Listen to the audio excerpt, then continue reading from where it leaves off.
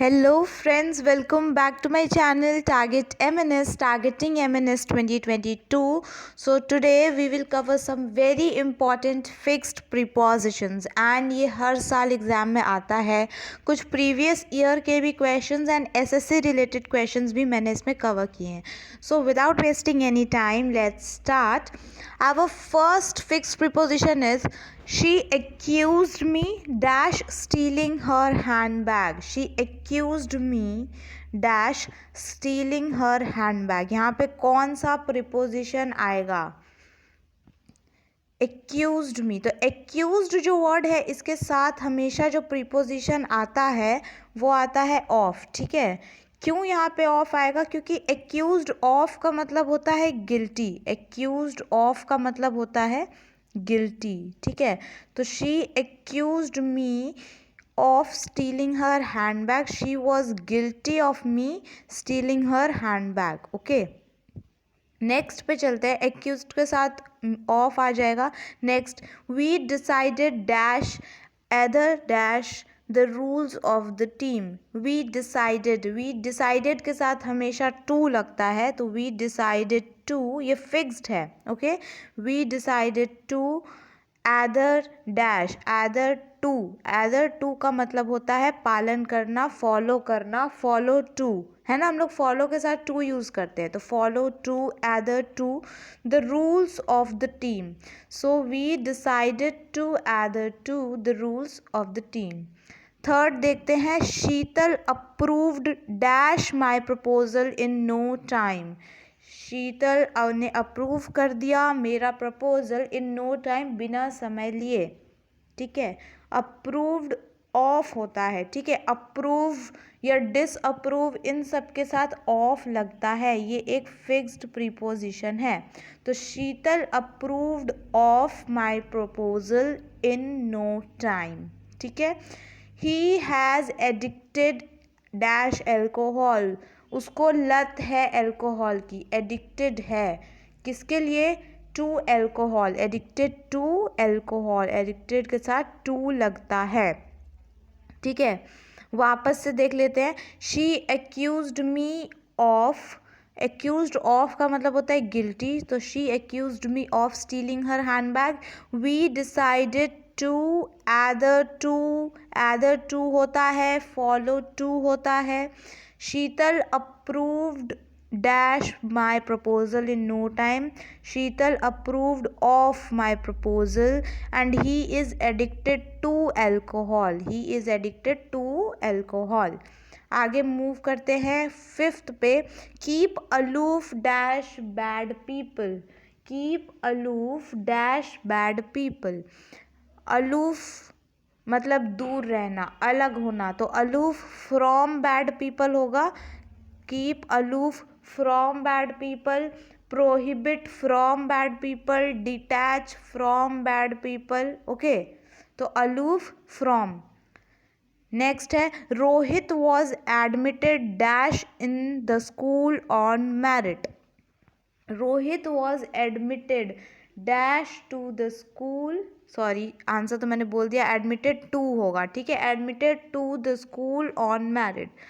Admit के साथ to लगता है और ऑफ लगता है. अगर आप किसी गलती को स्वीकार करते हो, like Rohit admit of his mistake. ठीक है. एडमिट उस टाइम ऑफ लगेगा. एडमिट ऑफ होता है, उसका मतलब होता है गलती को स्वीकार करना, एडमिट ऑफ. और एडमिट टू का मतलब वहाँ पे उसने एडमिशन लिया है, वो वहाँ जाएगा, तो एडमिट टू. ठीक है. 7 देखते हैं. Lady Shri Ram college is affiliated dash the Delhi university. जुड़ा हुआ है. एफिलिएटेड मतलब जुड़ा हुआ है to the Delhi university. To the Delhi university. Affiliated के साथ टू लगता है हमेशा. ओके, वापस से देख लेते हैं. Keep aloof from bad people, अलग होना, aloof from bad people. Prohibit from bad people. Detach from. Okay.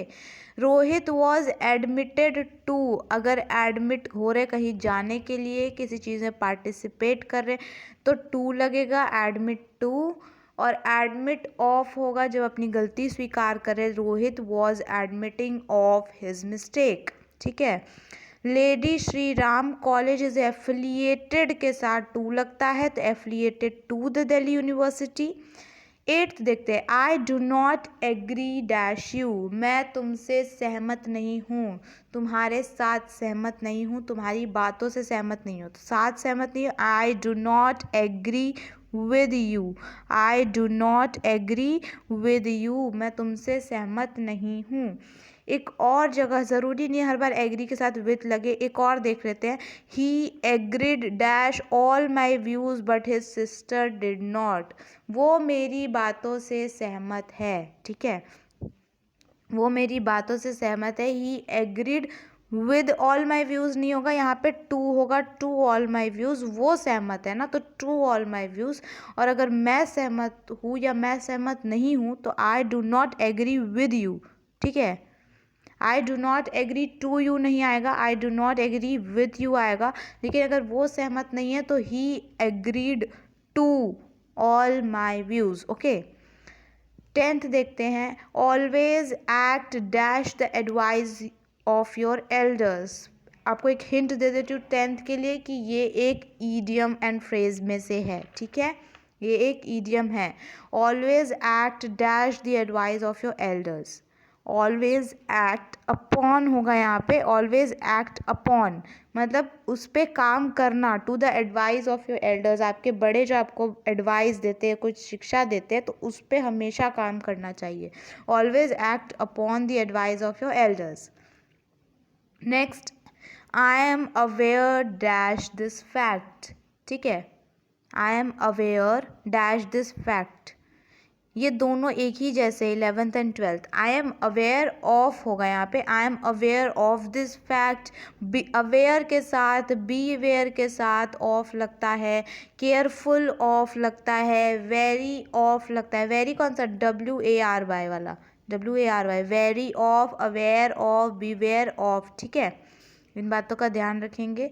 इन सब के साथ ऑफ लगता है। एक बार वापस से रिपीट कर लेते हैं, अगर मैं उससे एग्री नहीं हूँ, आई डू नॉट एग्री, उसके साथ एग्री नहीं हूँ तो विद यू लगेगा, I do not agree with you.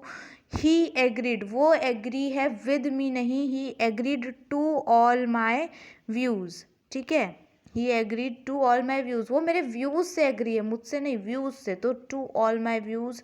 Always act upon, act upon का मतलब होता है उसको, उस पर ध्यान देना, उस पर काम करना, the advice of your elders. Aware, I am aware of लगता है, बी वेयर ऑफ लगता है, केयरफुल ऑफ लगता है, टेक केयर ऑफ लगता है, ठीक है। 13th देख लेते हैं, your speech has no bearing dash the subject we are discussing. एक होता है मैं तुम्हारे साथ कितना ज़्यादा बेयर कर रही हूँ, I am bearing with you, ठीक है, तो एक बेयरिंग के साथ विद लगता है, जब बेयरिंग के साथ विद लगता है मतलब मैं तुम्हें बर्दाश्त कर रही हूँ, कितना ज़्यादा बेयर कर रही हूँ, I am bearing with you, मैं बर्दाश्त कर रही हूँ। But your speech has no bearing with the subject we are discussing, तुम्हारा स्पीच बेयर नहीं कर रहा है द सब्जेक्ट, उस विषय से जिस पे हम डिस्कस करें, मतलब रिलेटेड नहीं है तुम्हारा स्पीच उस सब्जेक्ट से, तो बेयर ऑन हो जाएगा। बेयरिंग ऑन का मतलब होता है related, so your speech has no relation with the subject we are discussing, ठीक है, so your speech has no bearing on. याद रखेंगे, बेयरिंग ऑन, बेयर ऑन मतलब रिलेटेड, एंड बेयर के साथ अगर विथ लग जाता है मतलब बर्दाश्त करना। Next 14th, the child was clinging dash her mother, बच्चा जो है अपनी माँ से जुड़ा हुआ है, बहुत ज़्यादा लगाव है, ठीक है, क्लिंगिंग टू हर मदर। अगर यहाँ पे क्लिंगिंग की जगह अटैच होता, ठीक है, the child was attached to her mother, okay, clinging to her mother, tied to her mother, इन सब बातों का ध्यान रखेंगे। Clinging to her mother, attached के साथ भी टू लगता है, टाइड, TIED, टाइड, टाइड के साथ भी टू लगता है। आगे देखते हैं, you should never count dash unreliable person, you should never count, तुम्हें कभी भी काउंट यहाँ पे काउंट का मतलब काउंटिंग नहीं है, गिनती नहीं है। यहाँ पे काउंट का मतलब है डिपेंड। तुम कभी किसी ऐसे अनरिलायबल पर्सन पर डिपेंड नहीं हो सकते हो। यू शुड नेवर, अगर मान लीजिए काउंट के जगह डिपेंड होता तो you should never depend on हो जाता, ये आप कर लेते, तो काउंट के साथ भी ऑन लगता है। You should never count on, depend on, relay on, rest on, hinges on, ठीक है। You should never count on unreliable person. 16th देखते हैं, you must learn how to deal customers. You must learn how to deal, तुम्हें कैसे deal करना है, किसके साथ, कस्टमर्स के साथ, तो विद आएगा, ठीक है ना, विद द कस्टमर्स, विद मतलब के साथ। You must learn how to deal with customers. वापस से देख लेते हैं, your speech has no bearing, तो बेयरिंग के साथ यहाँ पे ऑन लगेगा। The subject we are discussing, bear on के साथ मतलब होता है रिलेटेड, एंड बेयरिंग विद के साथ मतलब होता है बर्दाश्त करना। The child was clinging to या attached to her mother. You should never count on, या depend on, या rely on, या rest on, या hinges on unreliable person. You must learn how to deal with customers. How to deal customers के साथ, तो with customers. Next 17th, my friend deals dash cloth. यहाँ पे हम customers के साथ डील कर रहे थे, इसीलिए with लगा दिया था। अब हम कपड़ों पर डील कर रहे हैं, अब हम कपड़ों पर डील कर रहे हैं, तो यहाँ पे विद नहीं लगेगा, ठीक है। यहाँ पे कपड़ों में डील कर रहे हैं ना। माई फ्रेंड डील्स इन क्लोथ, मेरा जो दोस्त है वो कपड़ों की डीलिंग करता है, कपड़ों में डील करता है। My friend deals in cloth, ठीक है। And you must learn how to deal, deal in customers नहीं लिख सकते हम, कस्टमर्स में कैसे डील कर रहे हैं, नहीं, कस्टमर्स के साथ हम कर रहे हैं, ठीक है। और यहाँ पे हम क्लोथ्स में डील कर रहे हैं, तो डील्स इन क्लोथ, आपको मीनिंग समझ के प्रीपोजिशन को फिट करना है वहाँ पे। The house consist dash 4 rooms, इस घर में 4 रूम्स है, इस घर में 4 रूम्स है। द हाउस कंसिस्ट, कंसिस्ट के साथ हमेशा ऑफ लगता है। The house consist of 4 rooms, the house consist of 4 rooms. Every one felt disgusted dash his jokes, dash his jokes, तो हिज जोक्स के साथ एट आता है, एट हिज जोक्स, उसके जोक्स पर, उसके जोक्स पर, ठीक है। Every one felt disgusted at his jokes. His wife is endowed dash both charms and talents, उसकी वाइफ, उसकी पत्नी के पास दोनों चीज़ें हैं, चार्मिंग भी है मतलब सुंदर भी है, और टैलेंट भी है, ठीक है। Like brain with beauty, sorry beauty with a brain, okay. तो his child is endowed with, दोनों चीज़ें हैं, मतलब खूबसूरती के साथ साथ टैलेंट भी है, तो साथ विद, ओके, के साथ, खूबसूरती के साथ चार्म्स विद टैलेंट, ओके। हम लोग, तो मैंने आपको इसीलिए फ्रेज यहाँ पे याद दिलाया, ब्यूटी विद द ब्रेन, तो वैसे his wife is endowed with both charms and talent, okay. Next 21st पे चलते। The children were fascinated dash all the toys in the shop. The children's were fascinated, fascinated के साथ हमेशा with लगता है। Fascinated मतलब बहुत ज़्यादा आकर्षित या प्रभावित थे सारे खिलौनों से, दुकान में जितने भी खिलौने हैं बच्चे उनसे प्रभावित थे, उसके साथ प्रभावित थे या उनसे प्रभावित थे, विद। फैसिनेटेड के साथ हमेशा विद लगेगा कहीं पे भी। The children were fascinated with all the toys in the shop. दूसरा देखिए, ये भी फैसिनेटेड का एग्जाम्पल है। I was fascinated with her, मैं इससे बहुत ज़्यादा प्रभावित हूँ, तो यहाँ पे भी विद आएगा, with her, because she, because of her admirable manners, तो इन दोनों जगहों पे क्या आएगा, विद। आगे, for lack dash money he could not continue study further. For lack of money, है ना, पैसे की कमी हो जाना, तो लैक ऑफ मनी, पैसे की कमी, लैक ऑफ मनी, ठीक है।